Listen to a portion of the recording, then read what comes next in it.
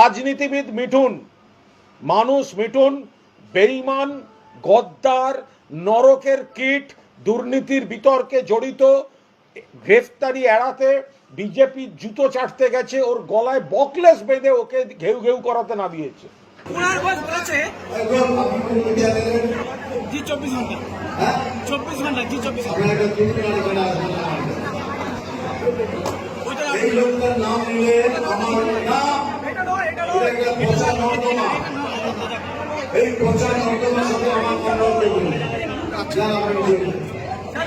দেখুন, মিঠুন চক্রবর্তী সাংবাদিকদের সঙ্গে যখন, যে দলেরই আমরা যারাই কথা বলি, সাংবাদিকদের সঙ্গে কথা বলছি, আপনার প্রশ্ন আমার পছন্দ হতে পারে, নাও হতে পারে, আমি হয়তো উত্তর দেব কি উত্তর দেব না, কিন্তু আমি আপনার বুম ধরে আপনি বেরিয়ে যান, চলে যান, এগুলো শোভনীয় নয়। এগুলো তার কেটে গেলে গরমকালে যদি গরম টুপি, গরম মাফলার, গরম জব্বা পরে কেউ পাগলের মতো ঘুরে বেড়ায়, তার এই আচরণটা তার কাছ থেকে তো খুব স্বাভাবিক।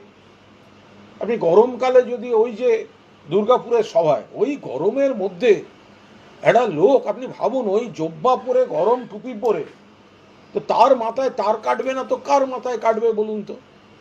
আমি বরং একটা কথা বলি যে মিঠুন চক্রবর্তী, তো মিঠুন চক্রবর্তীর যিনি নিজের সহায়ক সচিব ছিলেন, মিঠুন চক্রবর্তীর যিনি সচিব ছিলেন, তো তিনি, তার একটা ভিডিও আমি আপনাদের দেখাচ্ছি, তার পূর্ণাঙ্গটা যথাসময়ে প্রকাশ করব। মিঠুন চক্রবর্তী কেন গেছেন বিজেপিতে সারদা রোজভ্যালি থেকে বাঁচতে? মিঠুন চক্রবর্তী যাকে পাঠাতেন সুদীপ্ত সেনের কাছ থেকে টাকা আনতে, তার মুখ থেকে শুনুন। সারদার কথা যদি বলি, আপনি শুনলে অবাক হয়ে যাবেন। কি মিঠুন দা ভুলে গেছেন সারদাতে রাত্রি 1টা, 1:30, 2টোর সময় পাঠাতেন চেক আর টাকা আনতে? আপনার নির্দেশে তো আমি সুদীপ্ত সেনের কাছে যেতাম, গিয়ে বসে বসে থাকতাম, থেকে টাকা আনার জন্য বসে থাকতাম। আজকে ভুলে গেলেন সেই পুরনো কথাগুলো? তারপরে যখন সারদার চিঠিটা কিন্তু ফার্স্ট আমার বাড়ি এসেছিল, ইডি চিঠি কিন্তু আমাকে আমার বাড়ির অ্যাড্রেসে এসেছিল, আপনাকে তলব করেছিল, সেটা আমার বাড়ির অ্যাড্রেসে চিঠিটা এসেছিল। যেই দেখলেন আমি অনেক কিছু জানি, সুতরাং আপনি কি করলেন, আমার সাথে সম্পর্ক কাট করতে শুরু করলেন। কি মিঠুন দা রোজভ্যালিটা ভুলে গেলেন? রোজভ্যালির গল্পটা, হ্যাঁ, যখন রোজভ্যালির গৌতম বাবুকে যখন ধরে নিয়ে যাচ্ছে, তখন আপনি ভয়ের চোটে ওনার সাথে জয়েন্ট একটা বই করেছিলেন, মনে আছে? বইটা তো বেরোয় না, কিন্তু সেখান থেকে মনে আছে আপনার 50% শেয়ার ছিল, ওইটার কাজ আমি করেছিলাম, মনে আছে? আমাকে প্রোডাকশন ম্যানেজার করেছিলেন, মাত্র 3000 টাকা না 4000 টাকা দিয়েছিলেন, হ্যাঁ, ওর কাগজ আমার কাছে আছে, ঠিক আছে? ভয়ের চোটে আপনি কি করলেন, রোজভ্যালির শেয়ারটা আপনি কিনে নিলেন, হ্যাঁ, ভয়ের চোটে কিনে নিলেন বইটা, 50 শেয়ার ছিল, সেটাকে কিনে নিয়ে আপনি আপনার নামে করে নিলেন, আপনার কোম্পানির নামে। মিঠুন চক্রবর্তী আলকেমিস্ট, সারদা রোজভ্যালির অভিযুক্ত। মিঠুন চক্রবর্তীকে সেন্ট্রাল এজেন্সি অ্যারেস্ট করত, ঘাড় ধরে নিয়ে যেত। তার থেকে বাঁচতে তৃণমূলের রাজ্যসভা থেকে ইস্তফা দিয়ে নরেন্দ্র মোদীর জুতো চাটতে গেছে মিঠুন চক্রবর্তী। গদ্দার, বেঈমান, চিট ফান্ডের কেলেঙ্কারিতে এর নাম যুক্ত। মিঠুন চক্রবর্তী যে কথাটা বলে যে আমি তো টাকা ফেরত দিয়েছি, যখন শ্যামল সেন কমিশন ছিল টাকা ফেরত দেননি কেন? যখন ইডি নোটিশ দিয়েছে, এই নোটিশটা গেছিল এর বাড়িতে, আপনার সচিবের বাড়িতে আপনার নোটিশটা গেছিল, ইডির ধ্যাতানি খাওয়ার পর তারপরে আপনি টাকা ফেরত দেওয়ার নাটক করেছেন। মন থেকে যদি টাকা ফেরত দেওয়ার থাকতো, তাহলে 2013 সালে এই টাকাটা ফেরত দেননি কেন? অ্যালকেমিস্টে আপনি ব্র্যান্ড অ্যাম্বাসাডার ছিলেন, অ্যালকেমিস্টের মিঠুন চক্রবর্তী ব্র্যান্ড অ্যাম্বাসাডার ছিলেন, কেন অ্যারেস্ট হয়নি? মিঠুন চক্রবর্তী সারদা থেকে চেকের বাইরে ক্যাশ নিয়েছে, এই ছেলেটিকে ক্যাশ আনতে পাঠাতো। এই ছেলেটি বলছে আমি মাঝরাত্রে আমাকে যেতে হতো সুদীপ্ত সেনের কাছে। সেই টাকা কোথায়? মিঠুন চক্রবর্তী, রোজভ্যালিতেও আপনার নাম যুক্ত, কেন মিঠুন চক্রবর্তী অ্যারেস্ট হবে না? মিঠুন চক্রবর্তী তদন্ত অ্যাভয়েড করার জন্য বিজেপির পায়ে গিয়ে পড়েছে। মিঠুন চক্রবর্তী তার পরিবারের বিরুদ্ধে যে নারী নির্যাতনের অভিযোগ ছিল, আপনি কে?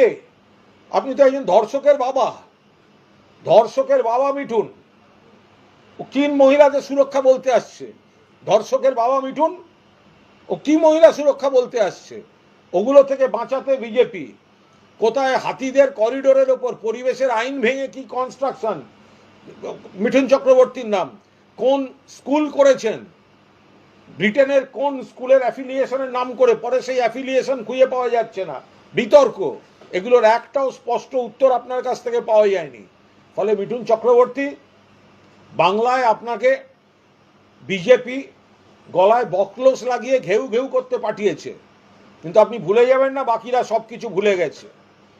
আপনি প্রথম কথা, সিবিআই ইডিকে নতুন করে চিঠি লিখব, সিবিআই ইডিকে ওনার সচিবের বয়ান দিয়ে নিয়ে গিয়ে চিঠি দেব, তিনি সাক্ষী দেবেন। অবিলম্বে মিঠুন চক্রবর্তীকে 3টে চিটফান্ড মামলায় অ্যারেস্ট করা উচিত। আরামবাগে আজকে একটা দলীয় কর্মীদের সভায় মিঠুন চক্রবর্তী বলেছেন যে মার খেয়ে আপনারা বাড়ি ফিরবেন না। মিঠুন চক্রবর্তী মার কি বলছেন? মার খেয়ে বাড়ি ফিরবেন না? মিঠুন চক্রবর্তী চিটফান্ড, আলকেমিস্ট, সারদা, রোজভ্যালিতে অভিযুক্ত, তদন্ত এড়াতে বিজেপিতে গেছে। গলায় ওকে চেন বেঁধে ভৌ ভৌ করাচ্ছে, ঘেউ ঘেউ করাচ্ছে। ওকে গলায় চেন বেঁধে ঘেউ ঘেউ করাচ্ছে ভারতীয় জনতা পার্টি। ভদ্রলোককে বা তিনি এতদিন গোপন রেখেছিলেন কেন? কোনো গোপন কিছু রাখেননি তো। তিনি হয়তো কমিউনিকেট করার চেষ্টা করেছেন, এজেন্সির সঙ্গেও কথা বলেছেন, কিন্তু তার অভিজ্ঞতা হচ্ছে যে এজেন্সি এখন সেগুলো শোনেনি। তার কারণ ওনার বাকি ভিডিওর অংশেও আছে যে মিঠুনবাবু এখন চলে গেছেন কেন্দ্রের ক্ষমতাসীন দলে। ফলে আমার সেই জায়গাটা আমার গুরুত্ব দেওয়া হচ্ছে না। ফলে এর পূর্ণাঙ্গ ভিডিও যথাসময়ে হবে, এজেন্সিতেও জমা পড়বে। মিঠুন চক্রবর্তী যদি এক বাপের বেটা হয়, মিঠুন চক্রবর্তী তো অতীতেও আমাকে সাক্ষাৎকার দিয়েছে, চিটফান্ড নিয়ে মুখোমুখি বসুক না, একবার বড় বড় কথা না বলে একবার মুখোমুখি হোক না। ছোটবেলায় নকশাল নাকি, তারপর পালিয়ে গিয়ে, আপনি পালিয়ে গেছিলেন কেন? আজকে আপনি বিজেপির লোকদের বলছেন মার খেলে মারুন, পালিয়ে যাবেন না। তা আপনি আবার বলেন নকশাল পিরিয়ডে আমি পালিয়ে গেছিলাম। কত বড় দ্বিচারী! নিজে পালিয়ে গেছে ভিতর ডিম, আর বিজেপির ছেলেগুলোকে ওস্কাচ্ছে গন্ডগোল করো। নকশাল পিরিয়ডে পালিয়ে গেছিল কেন বাগবাজারের গৌরাঙ্গ? সে আবার এসে আরামবাগে বলছে পালাবেন না। কি করে হয়? যে নাকি বাংলা ছেড়ে পালিয়েছিল, তাহলে ওইটা ঢপবাজি।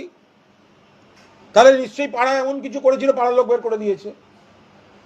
যদি ওইটা যদি হয় আমি নকশাল পিরিয়ডে আমায় চলে যেতে হয়েছিল, তাহলে আপনি এখানে উল্টো পরামর্শ দিচ্ছেন কেন? আর যদি না হয়ে থাকে তাহলে তখন আপনি বুক চিতিয়ে লড়েননি কেন? এক সময় নাকি নকশাল, তারপর নাকি সিপিএম, তারপর নাকি সুভাষ চক্রবর্তী, তারপর নাকি বুদ্ধবাবু, তারপর নাকি জ্যোতি আঙ্কেল, তারপর 11-র পর মনে আছে মিঠুনদা আইটিসি থেকে মমতা বন্দ্যোপাধ্যায়ের কাছে রাইটার্সে 2 ঘন্টা 20 মিনিটের মিটিং, মমতা ব্যানার্জি, মিঠুন চক্রবর্তী, মমতাদির হাত বাড়িয়ে মমতাদিকে, মমতা আমার ভুল হয়ে গেছে, আর কখনো হবে না। ঘরে 3 নম্বর লোকটার নাম ছিল কিন্তু কুণাল ঘোষ। ঘরে 3 নম্বর লোকটার নাম ছিল কুণাল ঘোষ। কুণাল ঘোষের সঙ্গে গেছিলেন, বললে হবে? ফলে গলায় বকলেস বেঁধে ওকে দিয়ে ঘেউ ঘেউ করাচ্ছে, ওর কথার কোনো দাম নেই। ও অ্যারেস্ট বাঁচাতে বিজেপি জুতো চাটতে গেছে। অভিনেতা শিল্পী মিঠুন আমি প্রণাম করি, কিন্তু রাজনীতিবিদ মিঠুন, মানুষ মিঠুন বেঈমান, গদ্দার, নরকের কীট, দুর্নীতির বিতর্কে জড়িত, গ্রেফতারি এড়াতে বিজেপি জুতো চাটতে গেছে, ওর গলায় বকলেস বেঁধে ওকে ঘেউ ঘেউ করাতে নামিয়েছে।